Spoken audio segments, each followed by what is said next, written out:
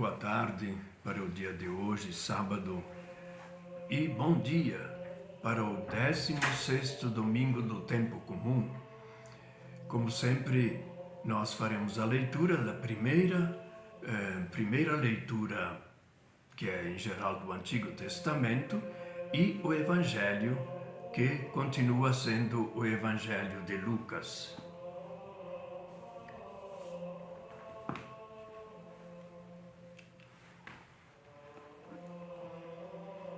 Leitura do livro do Gênesis.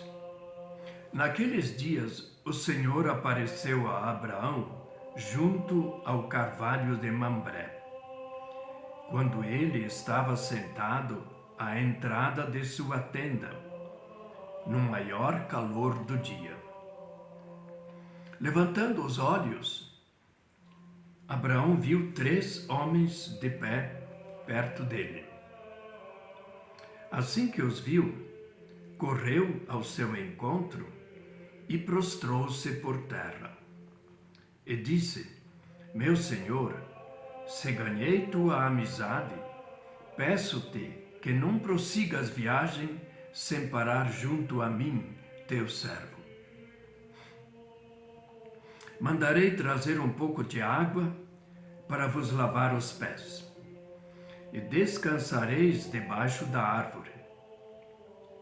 Fareis servir um pouco de pão para refazerdes vossas forças antes de continuar a viagem.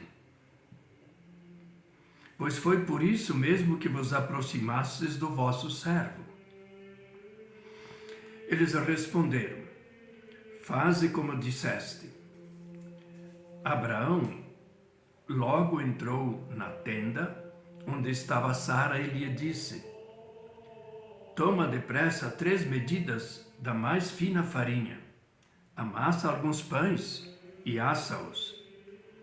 Depois Abraão correu até o rebanho, pegou um bezerro dos mais tenros e melhores e deu-o a um criado para que o preparasse sem demora. A seguir foi buscar coalhada, leite e o bezerro assado. Pôs tudo diante deles. Abraão, porém, permaneceu de pé junto deles, debaixo da árvore, enquanto comiam. E eles lhe perguntaram: Onde está Sara, tua mulher? Está na tenda, respondeu ele. E um deles disse: Voltarei sem falta no ano que vem, por este tempo, e Sara, tua mulher, já terá um filho. Palavra do Senhor. Graças a Deus. O Salmo responsorial, ele alude um pouco com uma resposta a esta acolhida de Abraão na tenda, das 3 personagens na tenda de Abraão. E diz assim o Salmo 14: Senhor, quem morará em vossa casa?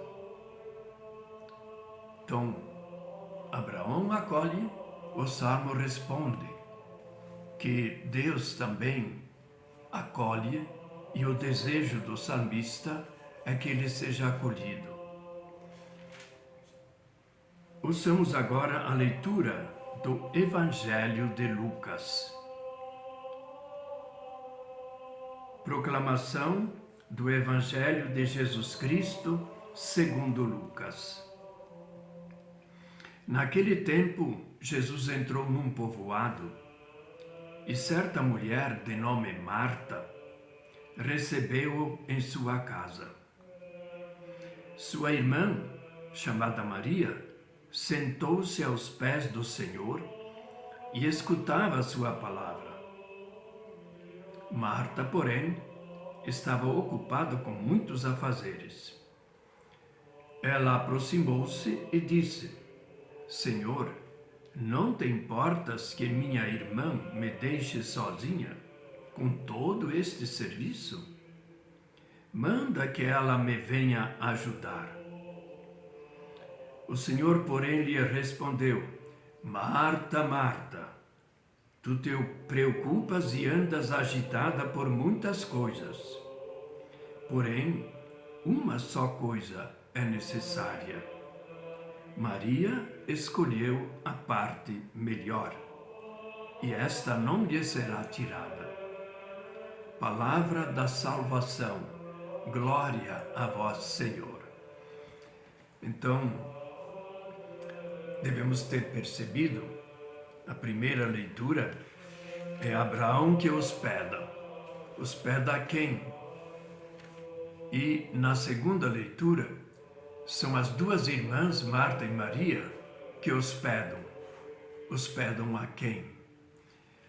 O primeiro personagem, vejam que logo no início da leitura, se diz que o Senhor apareceu a Abraão. E ele tinha construído, ou melhor, montado a sua tenda, como um beduíno, peregrino, junto a um carvalho. Portanto, já numa parte que começa a ter alguma vegetação, e no caso um carvalho, símbolo de uma grande árvore. E ele estava lá, né? Quer dizer, a mulher estava na tenda, né? Sara. E ele então estava do lado de fora, olhando aquela paisagem, né? Às vezes fechando os olhos, numa sombra gostosa, talvez um ar fresco ainda lá no deserto, né? E aí ele vê esses personagens aí, né? Mas vejam como o escritor aqui, que narra esse episódio, ele logo diz que é o Senhor. Então ele, levantando os olhos, ele vê 3 homens de pé. Quer dizer, estão aí parados, né, para ver se alguém reage, viram o personagem lá, o dono da tenda, não é? Sentado, e quando ele levanta os olhos, os vê esperando. E ele logo, uma coisa que chama atenção, né? A palavra correr, logo, depressa. E aí ele sai correndo, né, ao encontro deles e prostra-se em terra diante deles também. Então vejam só, o Senhor aparece e ele vê naquelas pessoas a presença do próprio Deus.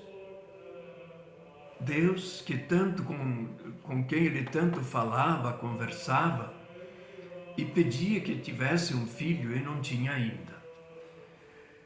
Então, essas cenas assim, interessante. Então, aí ele faz todas aquelas mesuras. Meu Senhor, se ganhei tua amizade, peço-te que não prossigas viagem. Que certamente vocês vieram aqui, não foi por acaso, né? Foi para serem bem acolhidos, né? E foi o caso, né? Então ele diz, fiquem aqui, por favor, né? Eu vou mandar trazer um pouco de água para lavar os pés. Provavelmente no deserto, naqueles tempos, eles não andavam nem com sandália. Era muito pesado, era pé no chão mesmo, né? Então aquela poeira, aquele calor. Isso significa um sinal de hospedagem. E ele então faz isso, quer dizer, ele manda fazer, né? Patriarcado, então a mulher, ele pede que traga água, né? E aí ele corre até o rebanho e fala lá com um servo que escolha uma ovelha, um cabrito, assim, da melhor qualidade, né? E prepare, e depois ainda ele, quer dizer, para a mulher ele tinha pedido para amassar também pão, né? Quer dizer, farinha. Eles tinham a sua farinha que era preparada assim com pedras, né? Uma espécie de mó. Então levava a casca e tudo, um pão integral, nós diríamos hoje. E ali, os homens, quando ele faz tudo isso, né, eles fazem isto, né, e nós vamos aguardar, né. E aí ele, então, depois de ter feito isso, busca ainda outra preciosidade que os pastores de então tinham, coalhada, uma espécie de requeijão, porque tiravam leite também das ovelhas, né? Ou cabras, eventualmente, que pudessem ter. E aí, então, ele fica de pé. Estar de pé enquanto os outros estão assentados aí, à sombra daquela árvore, era um sinal de prontidão. E ele, então, está lá pronto para qualquer coisa que vier, não é? Então, ele faz tudo correndo, aquela vontade de atender bem. Ele pode até imaginar quanto tempo ele ficou sem ver um passageiro, um passante por aí, agora vem logo 3, né? Então, é uma belíssima visita. E aí vem aquela conversa, aquela pergunta. Abraão já estava esperando, estava até desesperado, né? No sentido que quando saiu lá de Ur da Caldeia, região lá do Iraque hoje, ele recebeu a promessa de Deus: deixa tudo que você tem aqui e parte para a terra que eu vou lhe mostrar. Ele foi lá, passou pela região que seria sua propriedade, foi até o Egito, voltou, ficou lá naquela região do deserto, à beira da parte habitada, não é? E a promessa foi renovada mais de uma vez. Até a última vez, né? Ele se queixa: olha, se continuar assim, o meu herdeiro não vai ser meu filho. O Senhor prometeu, né, que eu teria um filho. E através da minha descendência seriam abençoadas todas as nações da terra. E aí então vem essa pergunta: Sara, onde está Sara, tua mulher? Na tenda, lugar da mulher é tenda mesmo, né? Então, nada de ficar fazendo sala para os visitantes, ainda mais homens. Então, através dessa cena, não é? Quer dizer, a pergunta, então, ele diz simplesmente: está na tenda. Eles dizem: olha, daqui a 1 ano a gente vai voltar, ela vai ter um filho. Então, ele deu tudo o que tinha, com alegria, hospedagem, né? Mas ela recebe o maior presente, o melhor 2. Hospeda o próprio Deus. Então, é uma mensagem que está aqui dentro, né? Por exemplo, o Evangelho de Mateus, no capítulo 25, diz que no juízo final, né, Deus vai separar também aquela imagem de bodes, carneiros, né, e ovelhas, talvez as cabras também, né? De um lado, os que não prestam, do outro lado, os que valem a pena, né? Pessoas boas. E aí então, no juízo final, Jesus, o juiz do juízo final, vai começar a fazer uma espécie de pergunta, não se você foi católico, se foi evangélico, se for dessa ou daquela região, não. Eu tive fome e vocês não me deram de comer para os maus. Tive sede, não me deram de beber. Estive nu, não me vestiram. Eu era peregrino, vocês não me hospedaram. E aos outros, né, que estavam à sua esquerda, né, direita de quem olha para a cena, então ele diz: vinde benditos do Pai, porque eu estava assim, vocês me ajudaram. Estava aquela miséria, vocês foram me socorrer. Então essa hospedagem, né, é o presente de Deus quando a gente faz uma coisa a pessoas anônimas. Nós estamos servindo e acolhendo o próprio Deus. Este é o amor a caridade ao próximo, que é a mensagem principal também do Evangelho de Jesus. Então, olhando o Evangelho, evidentemente que aquela cena lá, né, de Jesus, ele entrou num povoado. É um lugarzinho lá, uma vilazinha, nós diríamos hoje, né? Então, ele está assim, num lugar de periferia.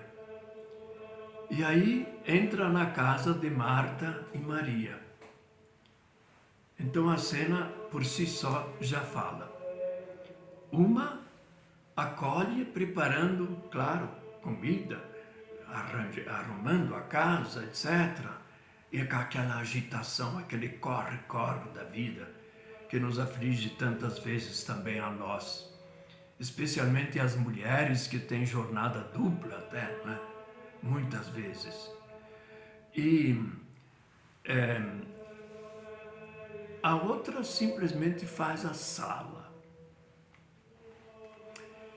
No Antigo Testamento, como vimos, lugar da mulher era na tenda escondida. Ela só obedece. No patriarcado, né? O patriarca lá, ele manda e as pessoas obedecem. Aqui não, nós temos a cena de uma mulher que livremente se coloca aos pés de Jesus. Duas coisas sobressaem. Em primeiro lugar, ela faz a escolha. Então é uma tomada de posição para a liberdade. Ela escolhe o que ela quer. Não é simplesmente mandada para cá e para lá. É uma das leituras que se pode fazer hoje também. Mas a posição que ela está, sentada aos pés. A posição de estar sentado aos pés de alguém, é estar à escuta. E ela escutava quem? Ao Senhor Jesus. A Jesus, o Filho de Deus. Então, ela estava numa situação, diríamos, em parte confortável. A gente poderia dizer, mas por que Jesus não elogiou Marta? Marta significa dona de casa. Sempre atarefada, né? Marta. E Maria, aquela sublime, aquela que, digamos, ela preza mais a acolhida da pessoa, dá atenção à pessoa. Não é que Marta não dê atenção, ela dá de longe, mas nós poderíamos até sugerir um pouco de inveja, né? Bem, então, Jesus lhe diz assim, Marta, Marta, quando se repete a palavra, Marta, Marta, podíamos pegar qualquer nome, né? Como é que você é? Olha, presta atenção. Você vive sempre atarefada. Você não tem o tempo nem de me escutar. Mas Maria está aqui, escutando como discípula, e ela escolheu a parte melhor. Se a gente, sobretudo as mulheres, mas também aos homens, né, se fosse comparar a sua vida, como ela é, com quem eu me pareço mais? Com Marta ou com Maria? Quer dizer, não podemos reduzir a mensagem simplesmente Marta significa vida ativa do trabalhador, aquele que trabalha fora. E Maria significa a parte religiosa, os religiosos, os monges. Nós estamos escutando um fundo musical aí de monges, né? Então essa música é bonita, tudo bem. Mas os monges, eles não só cantam e rezam. Ora et labora. Reza e trabalha. Eles também trabalhavam muito e trabalham hoje em dia também, né? Então esse equilíbrio entre as duas posições é necessária para a nossa vida.